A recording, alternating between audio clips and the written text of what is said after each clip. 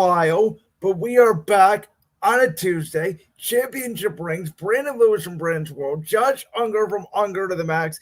Josh, this may have been one of the most newsworthy Tuesdays in sports we've had in a long time. There's a lot of topics we cannot fit into tonight because of that reason. There's a lot going on in the world of the NFL, the NBA, Major League Baseball season starting up, March Madness, NCAA tournament. We're going to cover all of that and more tonight on Championship Rings.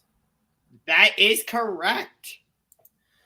And so before we get started here, as always, make sure to subscribe to Championship Rings right here on our YouTube channel, Championship Rings 216. We are also live on Twitter at Rings Champion. Our Instagram is at Rings Champion, and our Facebook is at Rings Champion 216. Josh, we're going to start tonight with a topic that it's a little bit close to home because of the fact that it has to do with a very interesting development that we talked about a little bit when we talked about SummerSlam coming to the COE a couple weeks ago. Yes, but let me introduce this topic. Go ahead. Do you know the song? There's a song by The Clash that works perfectly for this topic. I'm going to take away the topic bar for a second. Will they stay or will they go? No, I don't know that song. You don't know Should I Stay or Should I Go? No. Oh, wow. Anyway, will the Cleveland Browns stay in their current stadium or are they going to build a new one? This issue has come to the forefront again because the Haslams made it perfectly clear they're either going with option A, which is remodeling Cleveland Browns Stadium, and that would not include a dome, or option B, moving to Brook Park by Cleveland Hopkins International Airport, and that would be a dome. So there's pros and cons to both of these plans, obviously. My personal preference would be to leave downtown, head to Brook Park, build a dome. Here's why. When you look across the landscape at a lot of these dome stadiums, what kind of events are they bringing in? The Super Bowl, WrestleMania, Men's College Basketball Final Four. Cleveland recently has been getting some of these bigger events. We got the 2019 MLB All-Star Game, 2021 NFL Draft, 2022 NBA All-Star Game. This year we're getting the 2024 Women's Final Four. And we're getting SummerSlam, as you alluded to. So Cleveland is starting to get these bigger events. However, because we don't have a domed stadium, we can't get WrestleMania, we can't get the Men's Final Four, and we can't get the Super Bowl. But if we had the dome, Cleveland could potentially get those events. Now, I understand with WrestleMania, they're going to Philadelphia in a couple weeks, which is an open-air stadium. But usually, WrestleMania tends to be at a dome stadium, whether it's New Orleans or Dallas. I've heard there's talks about maybe Minnesota getting WrestleMania next year. That's a dome stadium. So that's my point. And with the Super Bowl, yeah, it's been in Florida, at Tampa Bay and Miami, and it's been out in San Francisco, but it usually is in a dome stadium. This coming season, it's going to be in New Orleans. Recently, it was in Atlanta. SoFi just recently hosted a Super Bowl. That's a dome stadium. Allegiant Stadium, that's a dome stadium. And with the Men's Final Four, Arizona is hosting it this year. That's a dome. Minnesota is hosted it recently. That's a dome stadium. You get my point. If you want these bigger events, you need to have a dome. So, while I agree on all of Josh's points, and because I do, I'm going to take this from a different direction because I agree with you. I prefer the dome stadium as well, and for the exact reasons that you had mentioned. So, I'm going to take it from a Cleveland Browns or a football fan, if you will, point of view, because for those of you that don't know, first of all, Brook Park is in a suburb of Cleveland. So, as I alluded to a couple weeks ago, it would be like where the Buffalo Bills Stadium is in Orchard Park, which is essentially a suburb in Buffalo. And I do think that the only reason why fans do not want to see a dome stadium is because we talked about this. I don't remember if me and Josh had talked about this on Championship Rings. I know I mentioned it on Brand's Word in the past. I think, and this is no bias because we live in the Cleveland area, but I think the Cleveland Browns fans are the best fans in all of sports for the misery, for the suffering that they have gone through. And you can't even include the Detroit Lions now because they're actually good and they made the NFC Championship game. That's surprising coming from you because you're also a Philadelphia Eagles fan. Well, the Eagles have been a very good football. I've said this to friends of mine that are Browns fans. A 7-9 year, or 7-10 if you want to say it now, because obviously it's 17 game schedule. 7 wins for the Eagles in the season is an abject failure. 7 wins for the Browns 10 years ago was celebrating a goddamn parade. Yes, but Browns fans didn't throw snowballs at Santa on Christmas. and Eagles fans did not host a parade for being 0-16. So there's that.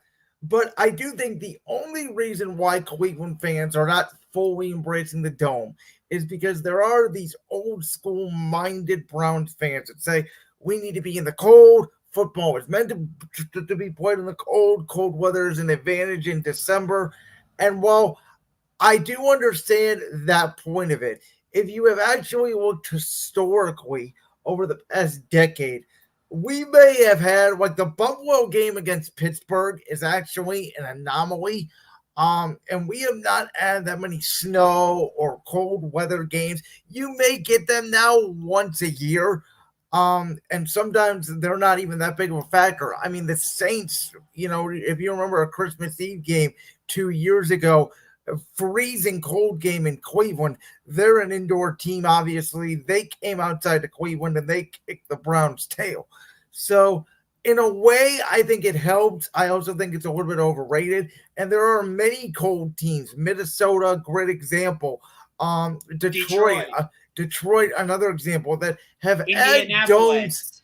Yeah, that have had domes for years and have never, that I have heard, complained about, the fact football should be played in the cold and yada, yada, yada. I think more stadiums are going to be designed this way to have at least retractable roofs in the warmer weather cities, Arizona, Texas, LA, where the heat is just so hot. You almost have to have some sort of a dome, specifically in Arizona's case, because fans are going to melt if you don't have a retractable roof. Right. So in that regard, I do think that if I had to guess right now, I think that there will be a dome built. I'll say within the next decade. I'll go very conservative. It may be the next half decade. I think the Browns would continue playing at the current location, Cleveland Browns Stadium, until said dome is built. I don't think they would just tear down the stadium and have the Browns play somewhere else like the Vikings had to when obviously the Metrodome collapsed and things like that. But I do think within the next decade, you're going to see a dome stadium in Cleveland. I think you're going to see a potential WrestleMania announced, the Final Four, and other events that Josh had mentioned earlier. Yes. And the one thing I wanted to say before we move on is you think about a dome, like when you watch that Rams-Lions game during the NFC wild card, it got extremely loud in there. And when you go to a Vikings game, when they're doing that skull chant, skull, like that, it's really loud in there. So it is, though it's not intimidating because they're playing the Vikings, and what have they won in their franchise history? But right, but still, like that could give the Browns an advantage because Browns fans are some of the most raucous fans in the NFL already. And if you put them in a dome, that's just going to make the sound even louder. Speaking of the NFL, Josh, big news came down in the NFL today. There's a lot of new rules the NFL is instituting this year. Let's start with maybe some of the minor ones that are coming into play. And those I think more have to tend to do with replay that I a little bit think it could work and it could not work. One of them is supposedly the league is going to be able to review potential snaps that should have not occurred or should occur due to delay of game violations, which I think is very interesting because we have always been taught that in the NFL, it's not when the clock hits zero. It's when the clock hits zero, the referee is supposed to look at the ball. And then if the ball has not been snapped, then you throw the delay of game flag, which again is a -1 or a -2, essentially on the play clock. I don't know if this is trying to eliminate that gray area or if this is more so that time where it's 3, 4, 5 seconds have expired off the play clock and they're trying to clean that up. But I think it could be a very interesting change if this turns into what the MLB pitch clock is, which is it hits zero, penalty. Yeah.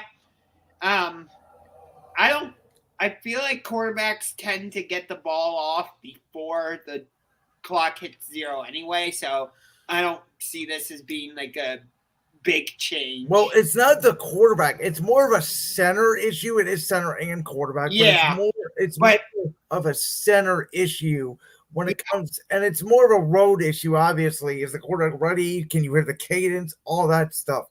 The other two things that I thought was interesting is they have pretty much said that roughing the passer and some of those borderline bang calls can be reviewed in replay. And this is my fear on it is the NFL going to try to eliminate that gray area? And if you are we going to be able to call roughing the passer by the letter of the law? Because I still don't understand body weight. I haven't understood it since they instituted it. I don't understand what a 300-pound defensive lineman is supposed to do. There's sometimes where they even just shove the quarterback, and that's been called roughing the passer. What I hope this will do is the replay official was able to look at a play, and if a quarterback gets hit in the head or in the face, they're able to immediately tell and throw the flag for roughing the passer. I hope it also allows them to take a look at those bang ones where they do call roughing the passer, where the defensive player has taken maybe 1.5 steps and not a full 2 steps, where it's really bang, and sometimes it's called because we know that the defensive lineman gets about 2 steps before they are flagged. That's what I hope this rule eliminates, but I think it could open up a can of worms. Honestly, like with how the roughing the passer penalty is called now these days, I'm just like, what do you want the defender to do? Like, make the quarterback's bed and lie them in it? Like, give them a pillow and gently place them down?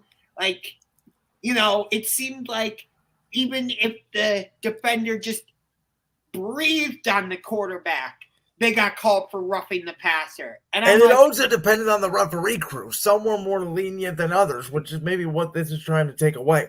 Now, there is a lot of controversy. I know you want to talk about this, but I'm going to give my statement first because it might surprise you on the hip drop tackle. Here's my take on it. I actually don't think a hip drop penalty will be called at all this season. Oh, I do. I think that it will be a fine. I don't think it will be a flag, even though it's been a 15-yard penalty, because all the NFL reporters, from Adam Schefter to Tom Pelissero to Ian Rappaport, have all said that officials, and remind you, NFL officials are not full-time employees. And for those of you that don't know how the NFL officials work, officials actually go to officiating class every single week. They are graded during the season on non-calls they should have made and calls that were made that should not have been made. They are graded every single week. They also are taking classes throughout the offseason. But these officials have not been trained yet, and neither has the audience, on what exactly a hip drop tackle is. It's not as clear as a horse collar tackle, obviously. We're grabbing by the neck. It is more of a reach point of trying to pull a defender on the offense side down. And I thought Top Cyril made a great point when he said that an NFL coach had told him specifically that he thought this rule was only instituted so that defensive coaches are not teaching the players how to do the hip drop tackle because it could force injuries. And we all know about the bounty gate, all that scandal with Greg Williams years ago, trying to get rid of some of those dirty plays out of the game. And this coach specifically said that he knows some defensive coordinators that have taught this technique to his defenses. So that's where I think the rule comes in. I don't think it's going to be a big of a deal as people think. I could be completely wrong on it, but that's sort of my take on the hip drop tackle. So they don't want defenders to hit offensive players, up high near the head or in the neck area.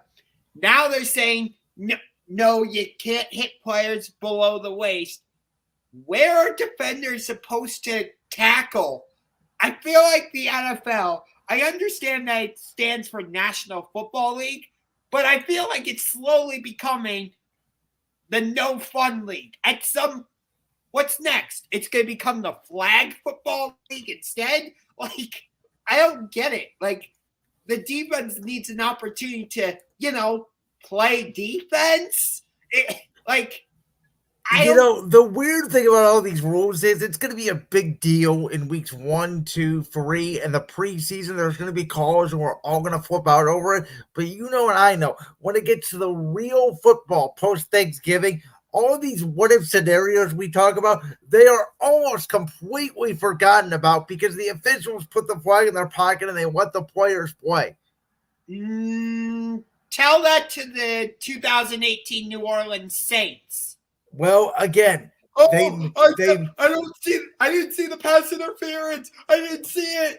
Well, yeah, it should have been pass interference, and no, it was not reviewable at that time, which, by the way, I completely understand. It's why roughing the passer, complete and total bullshit. It's why roughing the passer is not challengeable. It's a subjective call. I've always said, if you're going to make flags challengeable, you got to make every flag challengeable. Holding, roughing the passer, illegal contact, etc., etc. Why do we have referees?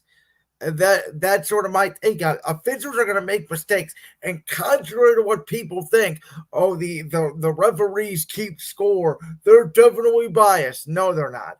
They don't care. They're trying to do the best job they can. And I challenge you, if you were an official on a real field in real time, I understand they make calls, and some of the calls are BS, and we come on here and scream and yell like we should, but it's challenging to officiate in real time. Basketball the most by far, but football is pretty close up there. Yes, but if the referees are throwing flags against one team more than another, that's when you get those comments on social media. Well, like, how much did the Packers pay the refs? Or how much did the you know what I would tell the Packers? Stop holding. Stop doing this. Stop committing penalties. Because when you look at a game in totality, very, very, very rarely is it decided by one officiating call. And I've always said this, both teams get breaks on every single play.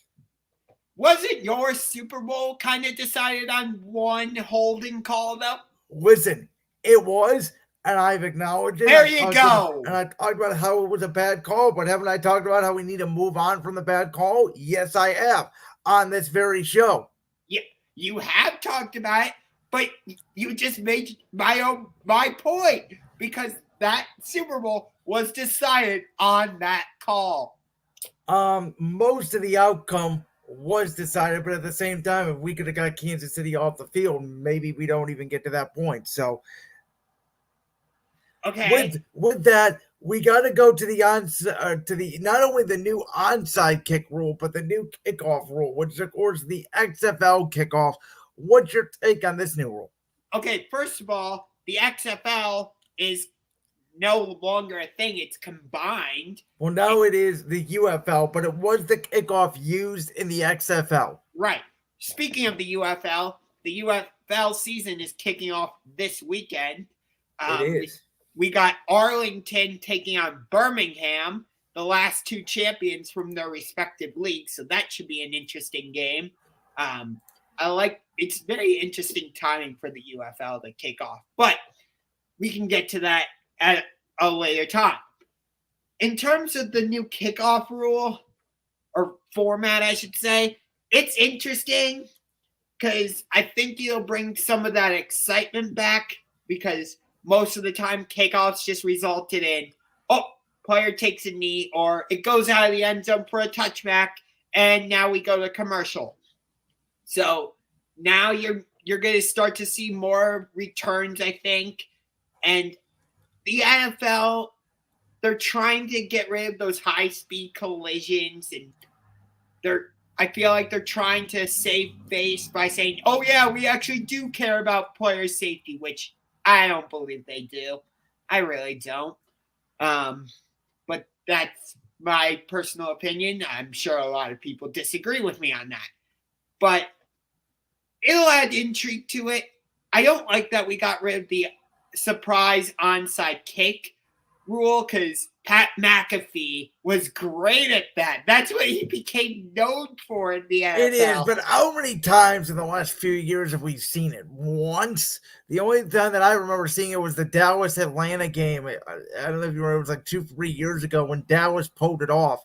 It's very rare. It is more likely you do it in Madden than in a real football game. I'll say that.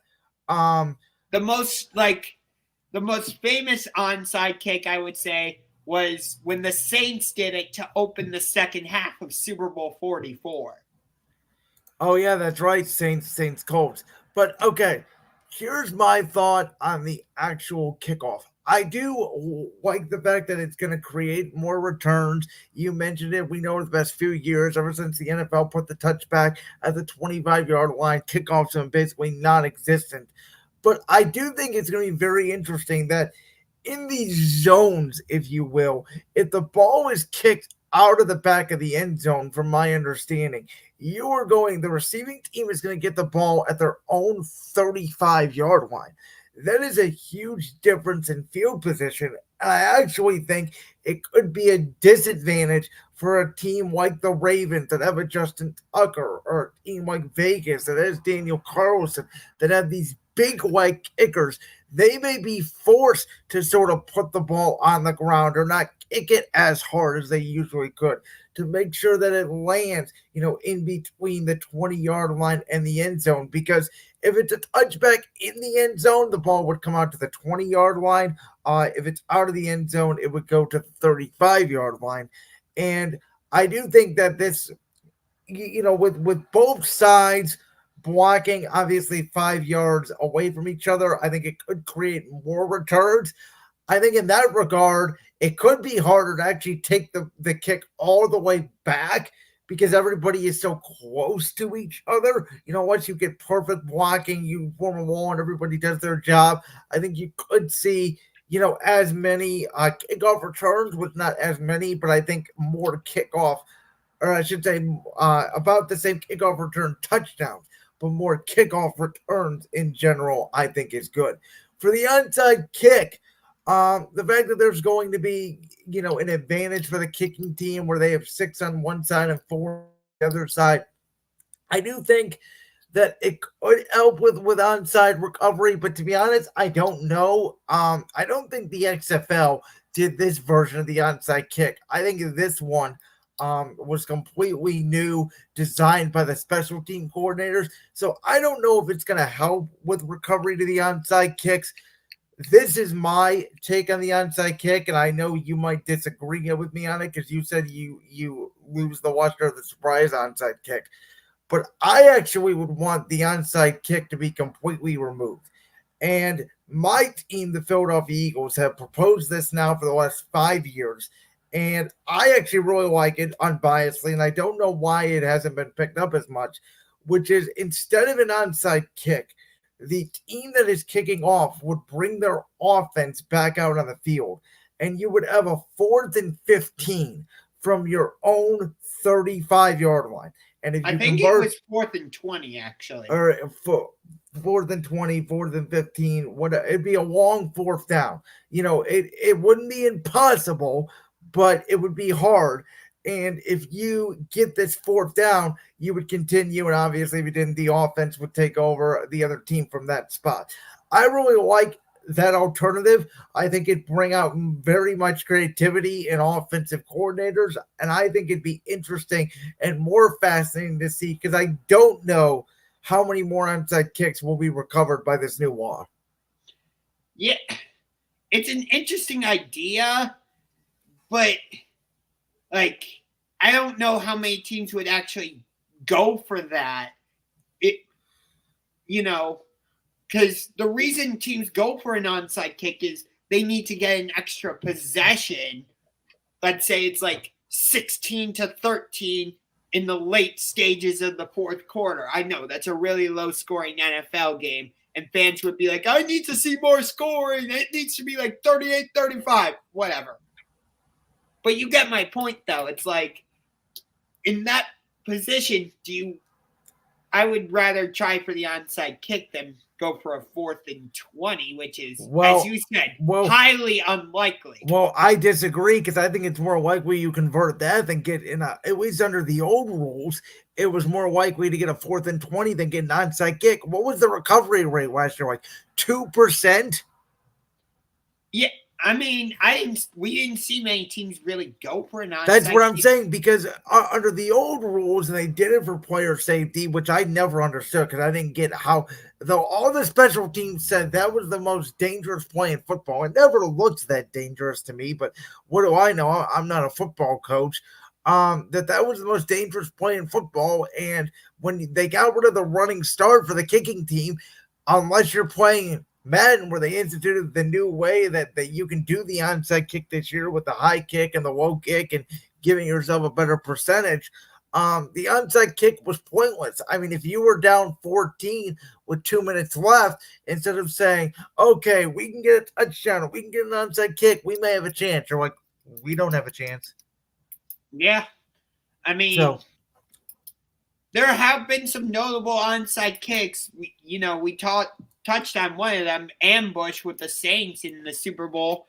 The Patriots used an onside kick to beat the Browns, I think, back in 2013, if I remember correctly. The Cowboys did it against the Falcons a couple years ago. So, but other than those, I can't really think of others. Well, speaking of Dallas, an interesting development came up today with Ian Rappaport, who pretty much all but confirmed that Dak now in his last year of his contract, if you remember, that was like the whole summer of 2019 was the discussion around how much is Dak worth? Is he going to get this contract? And here we are again about 5 years later, Dak on the last year of his deal, though it does sound like, unlike the last time, Jerry Jones will be willing to actually let Dak play out this contract, which I think is a very interesting decision, because the Cowboys roster, by Jerry Jones' own acknowledgement, is going to be less talented than a year ago. I thought last year when my Philadelphia Eagles melted down, and we talked about it, the wild card game, we both said there was a scenario where Green Bay could upset Dallas if everything went right for Green Bay, but they had to play a perfect game. They just beat the hell out of the Cowboys. Nobody expected them to be up 27-7 at halftime in that game. How does Dallas rebound with Dak in his second year in McCarthy's system? CeeDee Lamb contract is on the horizon. Micah Parsons' contract is on the horizon. This is a big decision for Dallas, who, by the way, has seemingly not prepared at all for the exit of Dak Prescott by the way they drafted, because they just let Will Greer go, who is now a Philadelphia Eagles third-string quarterback. And I believe the only backup currently on their roster is the former number 3 overall pick of the San Francisco 49ers, Trey Lance. Yeah, and from what I've heard, the Cowboys are trying to ask Dak Prescott to take a pay cut. Which, for the record, and I'm not just saying this as an Eagles fan, if I was a Cowboy fan, I would ask Dak to take a pay cut as well. I believe that in your first contract, I was all pro Dak. Get as much money as you can in your first contract. But after that, now it's about winning.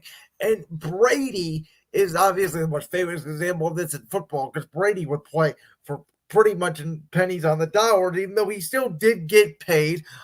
Tim Duncan in the NBA is probably the most famous because Tim Duncan played on almost nothing to keep the Spurs flexibility open. But we know Mahomes is kind of doing the same thing in Kansas City. he is, but he's still getting paid relatively to the salary cap, just not what Mahomes is worth. But he's still getting paid a big chunk.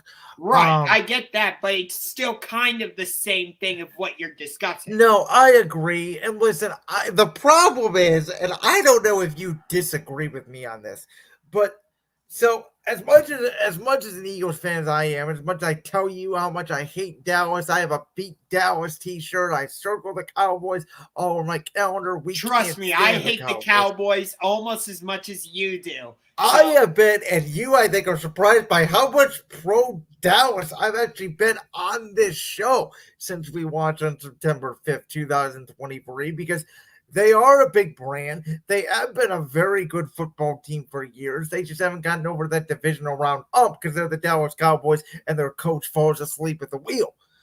But with the endorsements that Dak Prescott gets off the field, I think it would be fair if I'm Jerry and I go to Dak and I go, hey, listen, I know the salary cap's going up, Dak, but you are just not worth $60 million. Kirk Cousins just got $50 million. I know you're in the ballpark of Kirk Cousins, but we don't have the endorsement deals, or they don't have the endorsement deals in Atlanta that we do in Dallas. Would it be fair for you to take between 40 and 45 million, about what Daniel Jones is making right now with the Giants, which is unbelievable, by the way? Which is why Saquon Barkley is a Philadelphia Eagle. Precisely. Would it be fair for you to take that? And you say it like this because if you don't, you're losing CeeDee Lamb, because I don't think Dallas would be willing to give up Micah. I think Dallas would rather give up CeeDee than Micah or Dak. That's just me, because you are in a position where you are one of the biggest brands, if not the biggest brand in all of sports. If you don't have a quarterback and you have no succession plan for said quarterback, you're going to be absolute garbage. I don't care how good of a roster you have. You will be the Tampa Bay Buccaneers before they got Tom Brady. You'll be the Denver Broncos before they got Peyton Manning.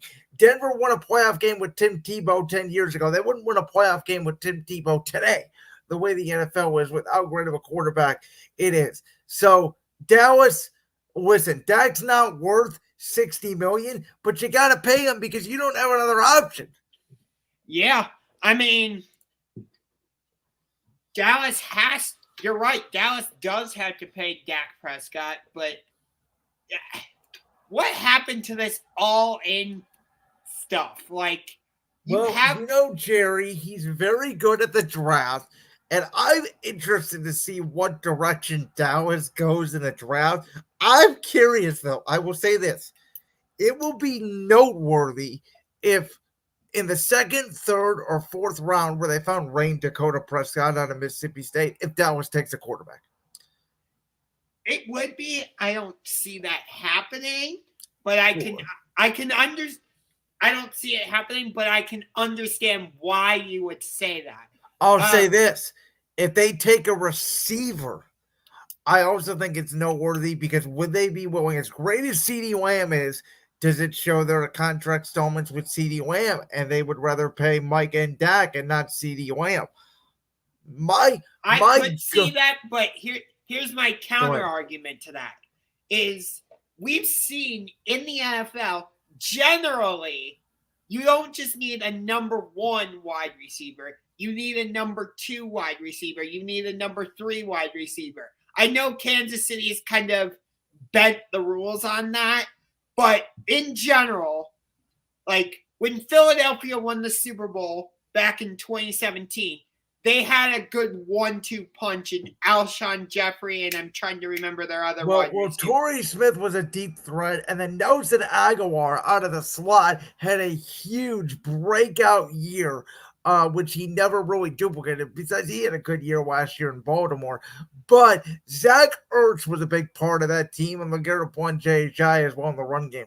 I would say, I think you But need. Alshon Jeffrey was your definitive number 1 wide receiver. Yes, he was. But And I then would you say had this. complimentary number 2 and Yeah. number 3 wide No, I receivers think you need behind him. I think you need a great number one. I'll just say weapon, because whether it's tight end, receiver, because Kansas City has Kelsey, etc. Like I said, Kansas City bent the rules. Then you need complementary, like a Rashid Rice, like a Gabe Davis, who I think is a very underrated number 2 as a wide receiver that just went to Jacksonville. You need complementary people, like you're saying, to support that.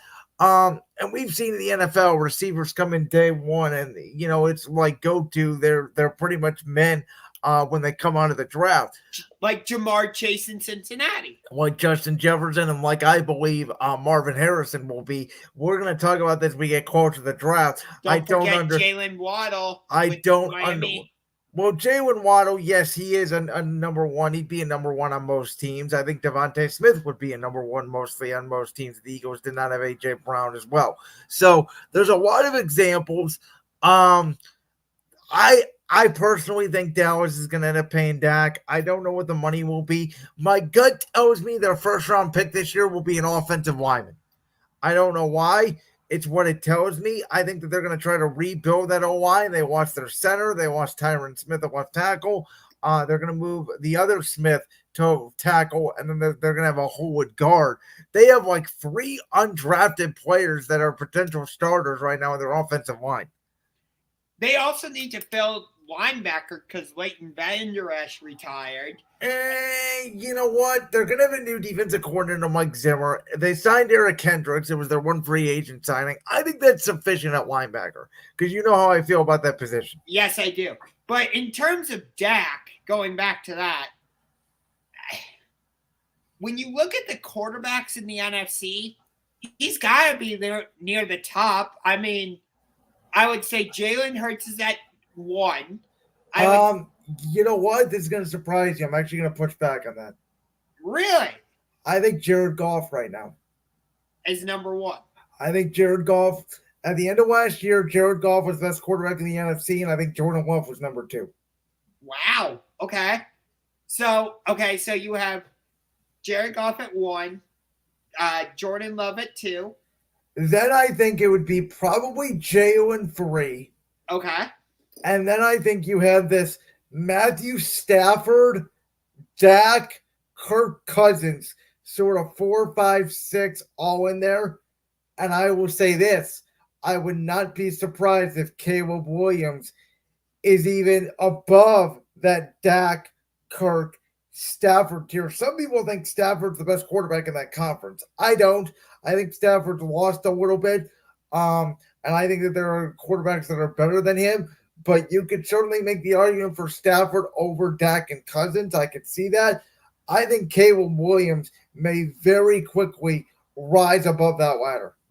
So I like your top 3 of Goff, Love, and Hurts. I just have them in a slightly different order. Even though Jalen Hurts' play fell off a little bit at the end of last season, I would still have him at number 1 for now. I think I said this is why I picked the Eagles to go to the Super Bowl last year, because going into last year, I thought undisputably Jalen Hurts was the best quarterback in the division or in the conference. I didn't think anybody was close. I thought Dak might have been the second best because I didn't know how well Goff was going to be. I thought Jordan Love was going to be a bust. And we all know what Kirk Cousins does. You know, he got hurt and all that. And we both don't believe in the guy in San Francisco. And I did not know how Stafford was going to recover from being injured with the Rams. by the end of the season, it completely flipped. Now, Jalen could take that mantle back this year if he has a very good MVP-like year again this year.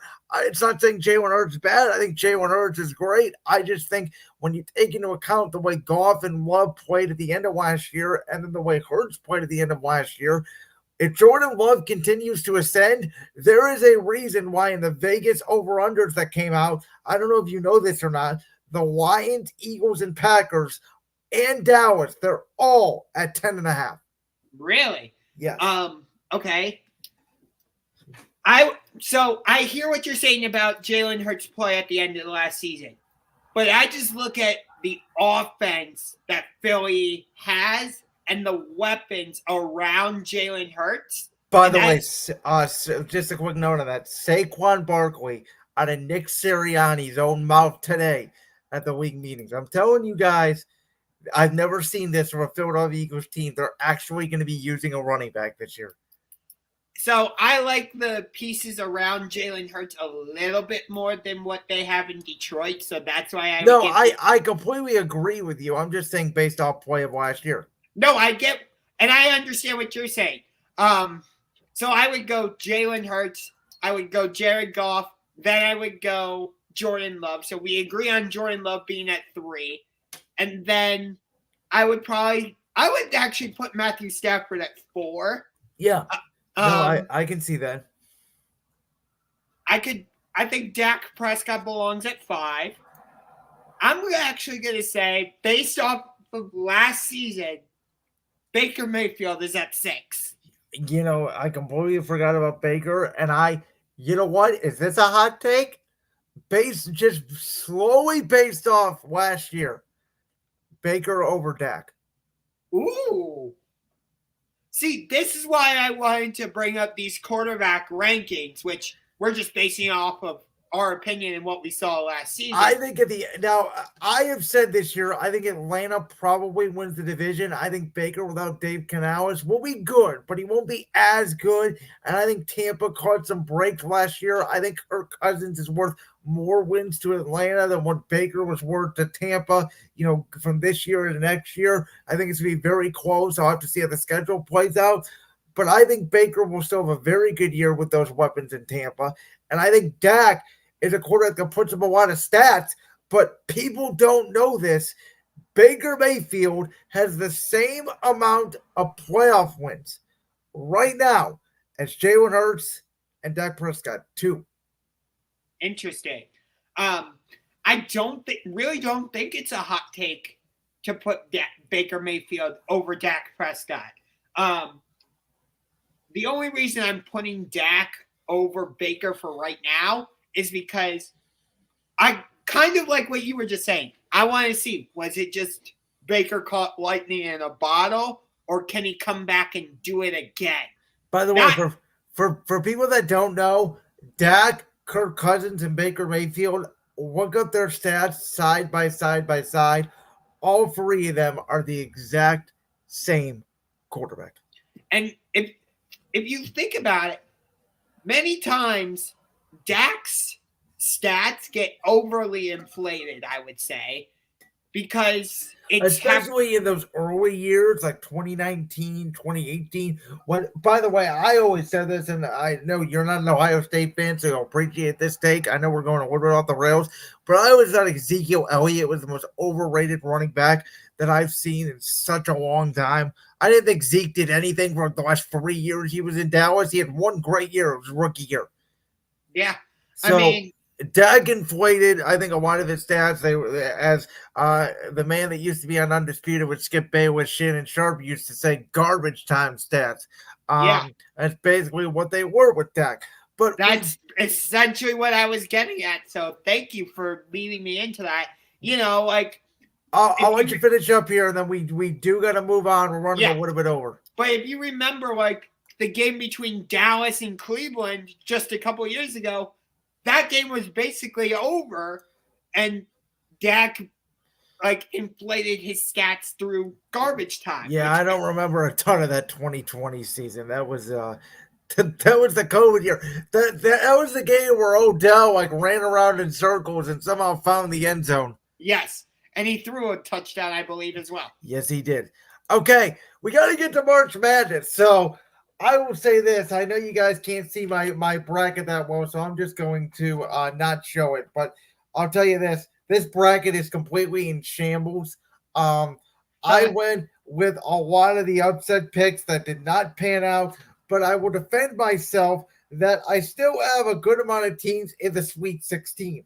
UConn, Illinois, North Carolina, Creighton, Tennessee, Arizona, Marquette, and Houston. Those are the 8 teams I have left that could potentially win the national championship. Man, I stayed up and watched the end of that Texas A&M Houston game. Yeah, I thought it was over, and so I go to bed. I look at my phone. I'm like, oh God! So I pull up the Max app on my phone. I'm watching the end of the game. Incredible. I'll say this about the tournament.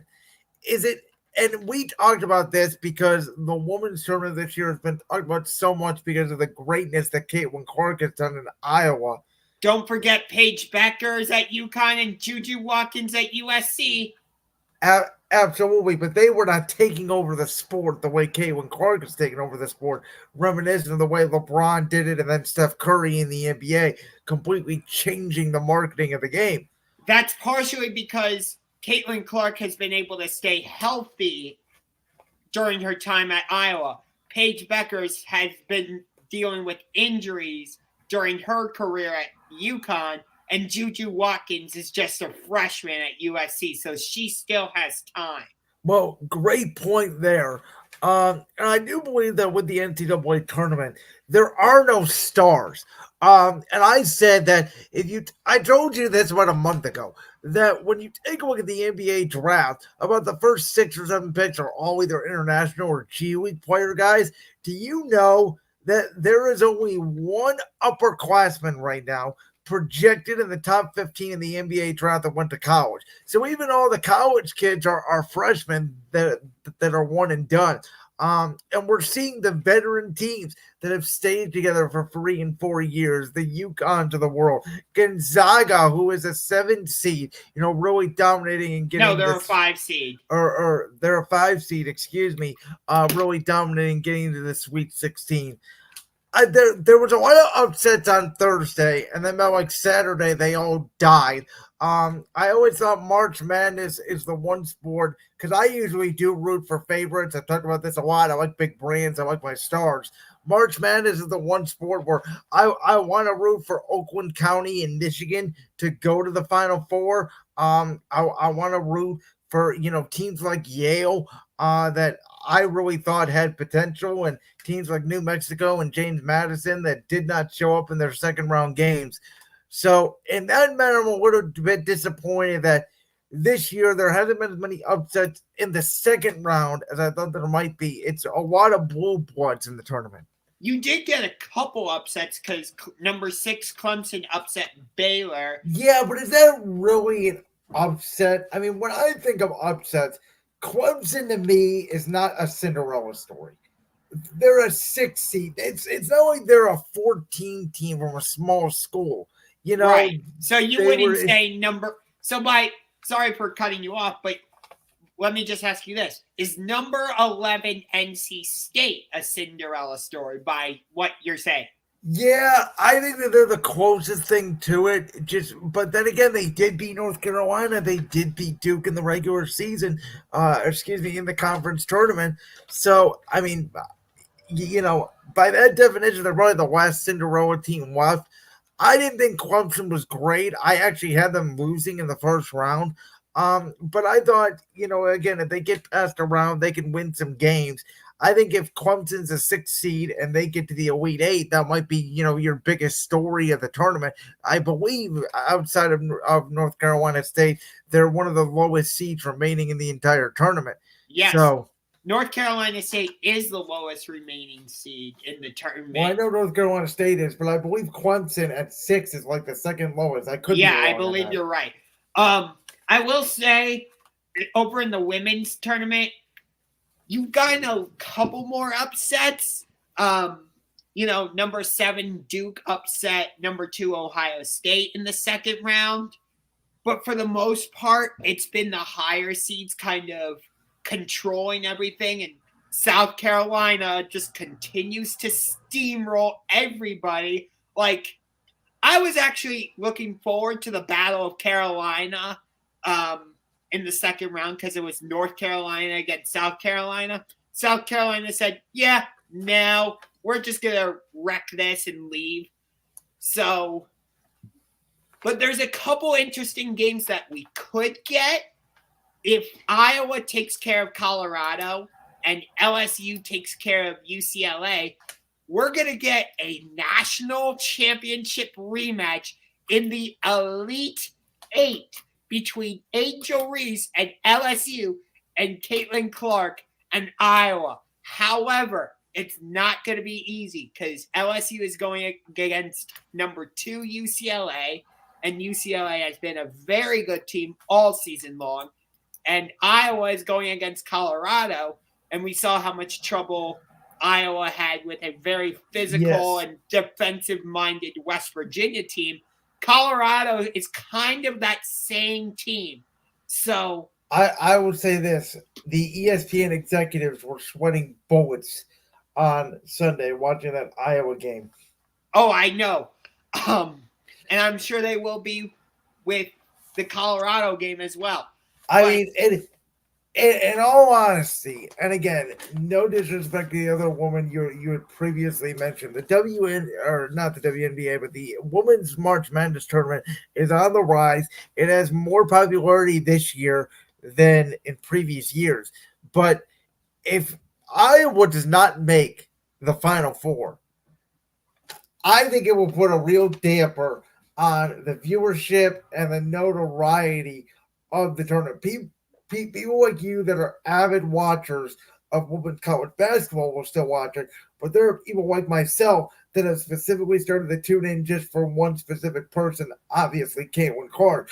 Right. That I'm telling you, there's going to be a big drop off. People are watching it. People are watching the sport in general, but they're mostly watching it because of Caitlin. It's in a way, not so much, but in a way, in a little bit of a way, it's a little bit of the Taylor Swift effect, if you will. I can see where you're coming from. And yeah, I do think there would be a drop off if Iowa gets eliminated before the Final Four. But at the same time, you still have Paige Beckers from UConn. You still have Juju Watkins from USC. You would still have LSU. You would still have South Carolina going for a perfect season. So it's not like if Iowa gets eliminated, there wouldn't be storylines in the women's tournament that would just make it totally unwatchable. And one quick thing before we move on, you talked about how like Caitlin Clark is making you tune into, the women's tournament. I think Caitlin Clark is going to have that same effect in the WNBA because of her popularity and how much of a star she already is. No, I completely agree with you on that. I got one more question for you on the men's side before we move on. Go. In my bracket, as bad as it has been, I still have 3 of my Final Four teams in. The one that was eliminated was Kentucky, sadly. But I still have UConn, I still have North Carolina, and I still have Creighton. How many of the Final Four teams left do you have? I also have 3. Kentucky was the one that got eliminated from me, but I still have Iowa State, I still have North Carolina, and I still have Creighton. I'll tell you what, Iowa State's very interesting. The reason I'll tell you this. I'm saying they're interesting in a good way. I think it's a good pick by you. Yeah. The reason I picked Iowa State to win the national championship is because I watched how they play to close out the regular season and how they played in the Big 12 championship. And I'm like, okay.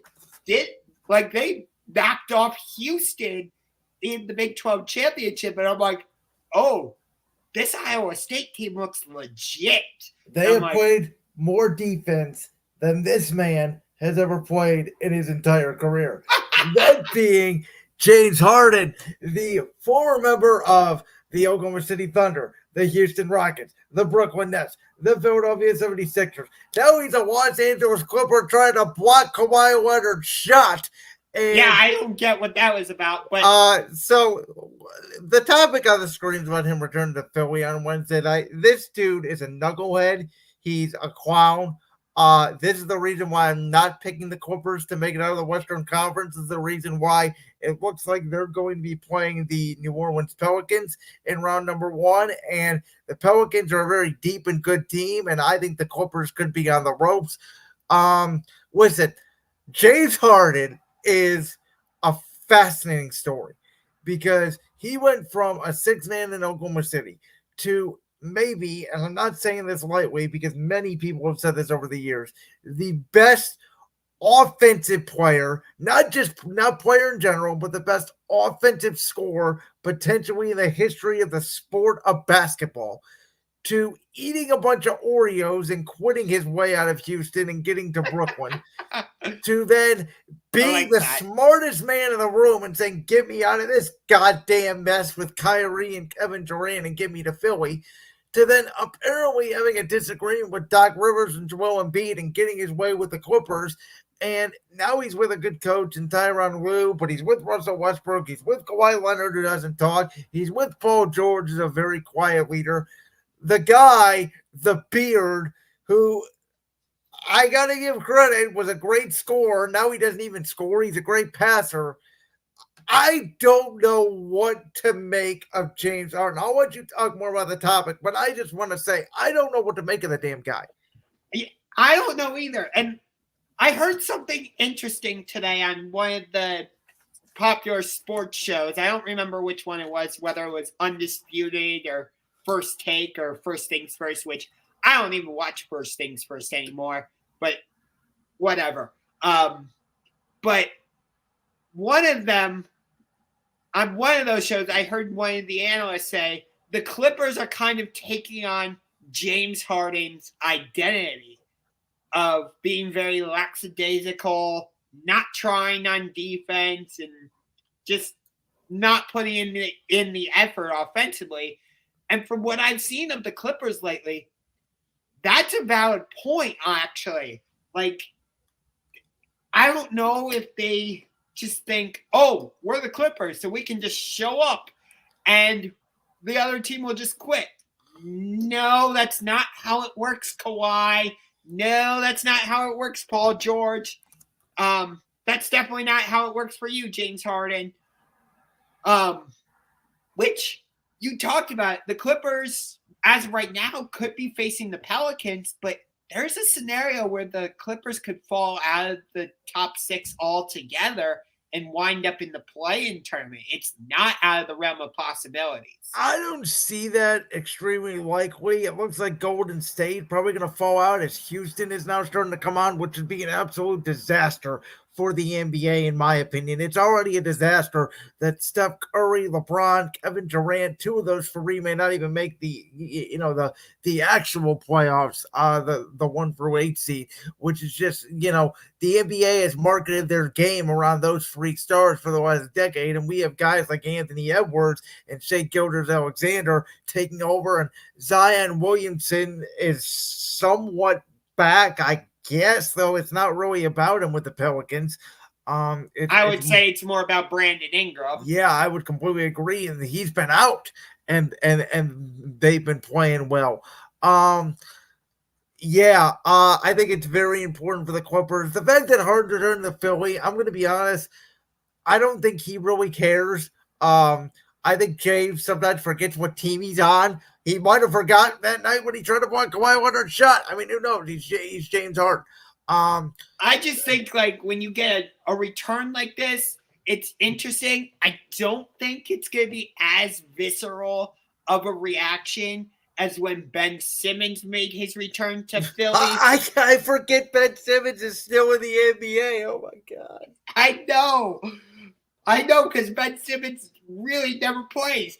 By the way, when Ben Simmons first came out, I thought he was the closest thing to LeBron we've seen. I was wrong. Yeah, we were all wrong about that. But whatever. Let's talk about Harden. Guy spent 10 years. He can't make a 2-foot jumper. Yet in practice, he can make threes. I don't get it. I don't get it either. But I still think it's going to be interesting to see what kind of reaction Harden gets from the Phillies. I would say it's definitely boos. He doesn't deserve cheers. No, he doesn't. But I'll be curious to see how raucous that crowd is, because you're a Philadelphia Eagles fan. We were talking about it earlier how Eagles fans freaking threw snowballs at Santa. So we know how crazy and insane, in a good way, I'm saying that, the Philadelphia fans can be. So given the way Harden basically quit his way out of Philadelphia. He's quit everywhere he's been. By the way, people forget, he started this year on the Sixers. Yes, and given the way he no-showed in Game 7 against the Celtics last season. Well, everybody did. They were finished. Joel Embiid didn't even show up. That knocked Joel Embiid about 5 spots down my board. Oh, I agree. And I'm not exaggerating. I was, the Sixers are the damn Buffalo Bills of the NBA. But you get my overall point, though. Yes, and the Sixers are just so disappointing. Though I will say this, if Joel Embiid comes back healthy, and they're a playing team, or they get that 6th spot, or whatever they have to do, we've talked about this, and God, I don't even want to talk about our hometown team tonight. That's why we don't have them in the rundown. How embarrassing was that? You're down by 45 points against Miami. You have 63 points in the 4th quarter, but we are the coach of the year. Whatever. No, we don't. Regardless, see, I am going off on a Josh Ungar tangent right now. See, I've rubbed off on you. Yes, you have. Regardless, I think this Sixers team could be a potentially dangerous team depending on who they play in the first round. For the Clippers, again, it depends on who they play. I think the Clippers could win a round. I love Tyronn Lue. Never thought he should have been fired here in Cleveland. I think he's taken Steve Kerr's mantra as the best coach in the NBA. Mike Malone in Denver, I think you can make the argument. I would say Eric Spoelstra is the best coach in the NBA right now. Spoelstra for sure, too. I don't know what the hell Joe Mazzulla does in Boston besides cross his arms. Okay, we'll get to the Mavericks and the Kings in a minute, but we got to talk about the Boston Celtics for a few minutes since you brought up Joe Mazzulla. This is the second time this month they have blown a 20-plus point lead on the road. So I didn't even see this until I saw Twitter today that apparently they were up, almost 25 against Atlanta? They were up 30. Oh, my goodness. And they lost. So that's a team that, to me, just doesn't care about the regular season. I don't get it. You know what it is? They're cruising to the 1 seed. Correct me if I'm wrong, I think they're up 10 games or something like that. They could almost lose out and still get the 1 seed. They already clinched the number 1 seed. So, yeah, I mean, there you go. They don't have to play any more games in the regular season. No, but still, you have to think, I hear your point on that, but still, this is a big concern for me with the Celtics. And yes, they were without Drew Holiday. Yes, they were without Derek White. But still, this is the second time this month Boston has blown a 20-plus point lead It's a concerning sign for sure. The one pushback I would give on that, and I acknowledge that if it was the Cavs, I'd be screaming and hollering to fire everybody. But in the NBA nowadays, because of the 3-point shot, instead of it being, a 10-possession game and you feel completely hopeless, 5 or 6 threes and you're right back in the game. And it is so much easier now. How many times have we seen, unless you're up 25 in the 4th quarter, no lead is safe? I'll give you that for sure. You definitely have a valid point there.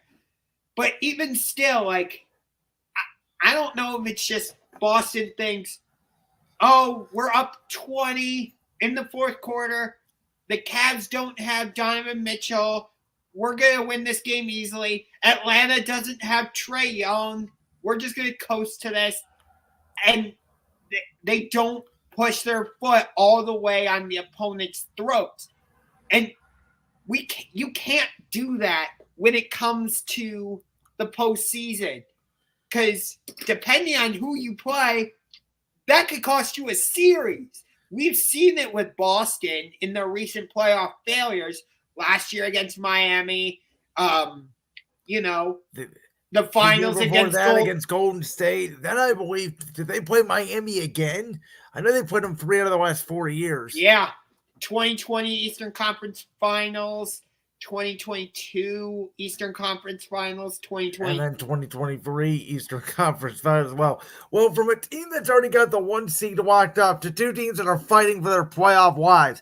Mavs, Luka Doncic, Sacramento Kings, De'Aaron Fox, Sabonis, fighting for the Western Conference lives tonight in Sacramento.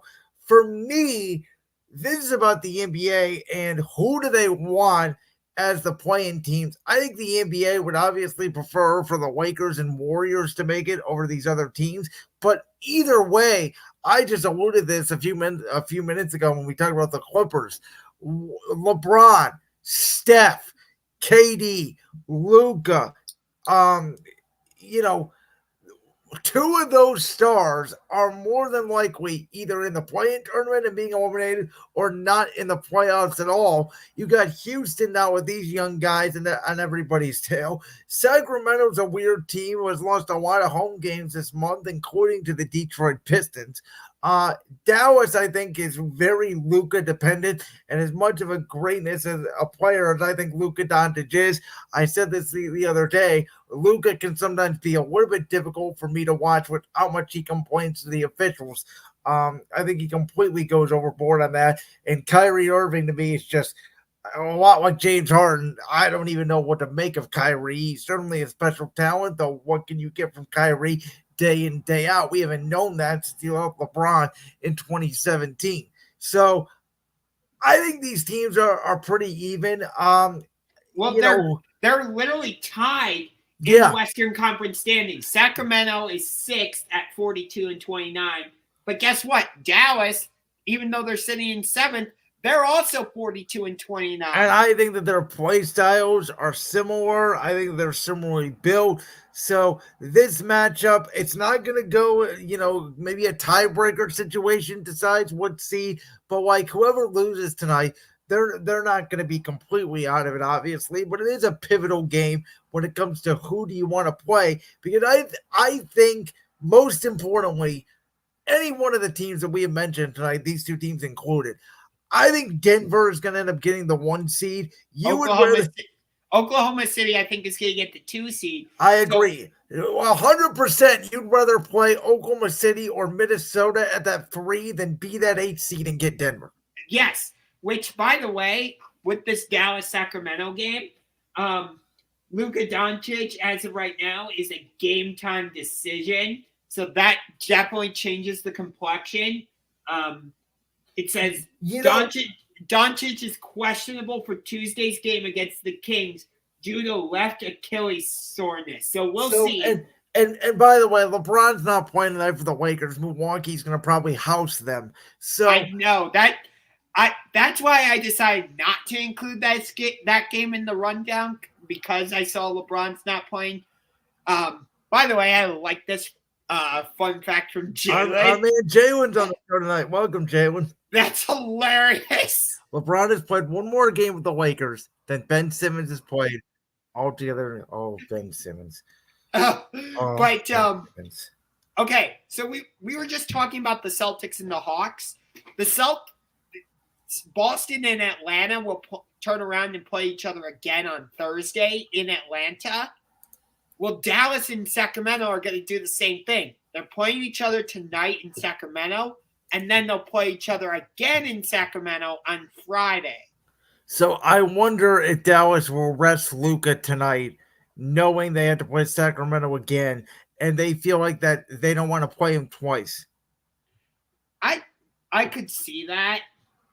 I'd rather see Luka tonight because it's on TNT. But I also do wonder if these teams, if you're the 7 or 8, you want to stay. Do you want to stay that 7 and 8? I would guess that way if you win one game, you get to the 7, not have to play the 9 and 10. So I wonder if it's more of a seeding game type thing where you just think the Lakers are probably going to lose.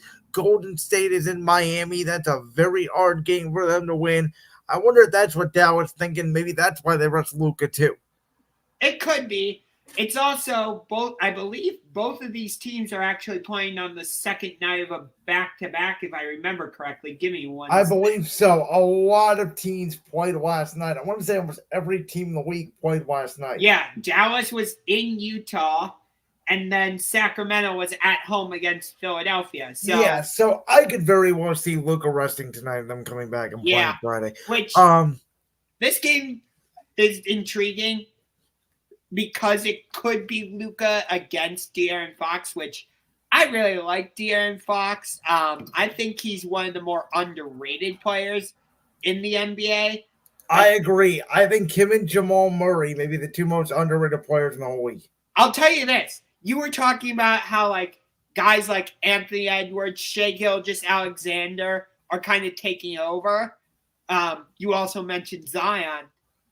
I think you have to throw De'Aaron Fox into that mix as well. I don't know. Sabonis, man. I almost think Sabonis the leader of that team, not Fox. Okay. You know what? I can see that. But still, with what De'Aaron Fox can do ball handling wise, I feel like he needs to be included in that mix. I'll put this way. I think Shea leads Oklahoma City more than Holmgren does, and I think Sabonis leads Sacramento more than Fox does. I can see that. And Luka clearly leads Dallas more than... Oh, yeah, without a doubt. Luka's a top 5 bucket getter potentially in the history of the sport. Oh, yeah. Again, not like James Harden. But what have I always said about those types of players? They run out of gas in April and May. It's why they never make those long playoff runs. I don't get how Dallas continues to do this.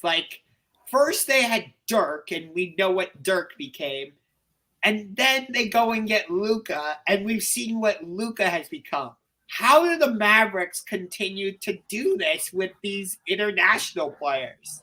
I don't know, but clearly we've seen it's hard for them to get a second star. That's been their main issue. Yes. All the pieces just fell into place for that 2011 run.